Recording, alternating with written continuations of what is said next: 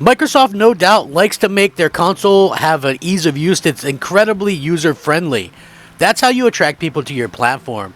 Now, the Xbox Series X and the Xbox Series S are no doubt pretty user-friendly. In fact, one of the reasons why I like them is because of how friendly they are. When you look at the differences between the Xbox Series X and the PS5, I own both. It's very easy to understand why I went back and kind of use Xbox as my main console.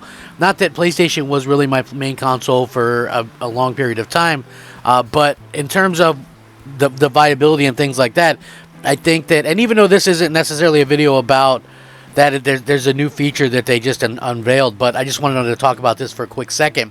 One of the reasons why I kind of soured a bit on PlayStation was the games that I had been playing on PS4 leading up to the launch of the PS5, and then when you go to pick them up again on the PS5, the save files just nowhere, right? And it's so funny to me that happened, like Avengers and so many other games, Uncharted, like games that the save files, Ghost of Tsushima, Death Stranding, none of those save files transferred over. They were nowhere to be found, right?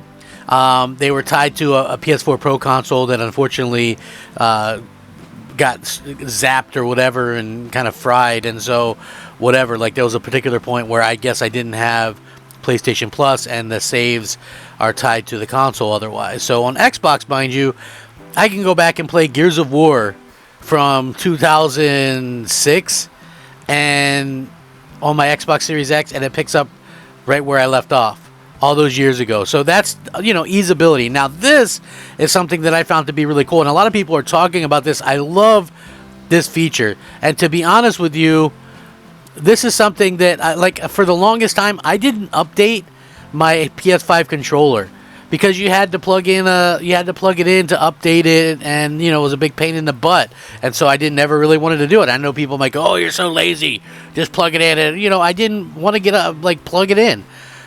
Just where it's sitting, it's kind of an awkward spot for me to plug in a controller to do that. But I love this. Xbox has unveiled a new feature that allows entirely remote control pairing for the controllers. Xbox insiders are getting some pretty welcome features in testing right now as part of Microsoft's latest update for alpha members. Another neat addition is being worked on, and it could mean more time spent on the sofa. Yes, because I'll give you a good example why this is so good.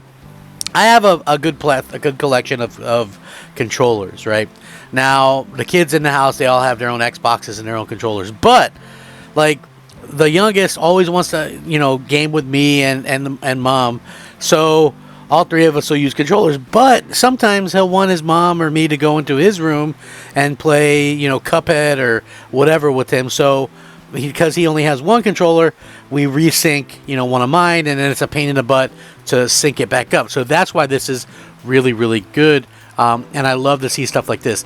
The team has added a new feature for Alpha and Skip Ahead Xbox Insiders that basically means you no longer have to use the console's button to pair up a new device. Instead, you can simply select which sort of device you're trying to connect within the Xbox Accessories app, and the console will start the pairing process from there.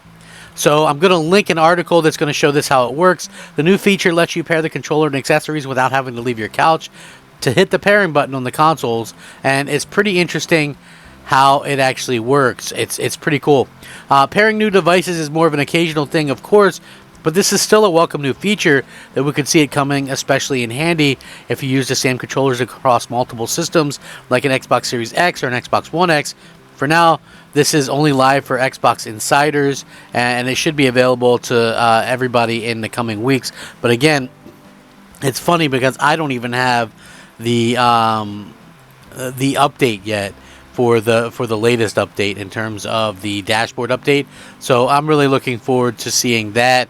I hope that we kind of see something come from all this kind of stuff. But yeah, again, nice to see that Microsoft is going all out. They seem to be very much keen on making sure that everybody has some easeability and things like that. And I think that's a huge part of, gaming in general, is making sure that gamers have, not only stuff to play, but, have something that's not incredibly difficult. Because I think one of the main things for picking a console and not doing a PC or whatever is that easeability, is that, pick up and play aspect. And this is one of those things that really kind of plays into that pretty well, in my opinion, anyway. So, I love to see that. This is something that I will definitely get some use out of. No more kind of having to sync and hold the sync buttons and all that kind of stuff. I'm excited about the future of this stuff. It's like when they introduced the ability to update your controller, firmware update controllers, without having to plug it in, I was like, oh, hell yeah, that's awesome.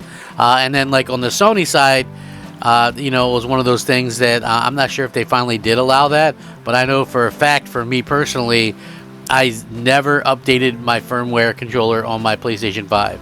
Never did.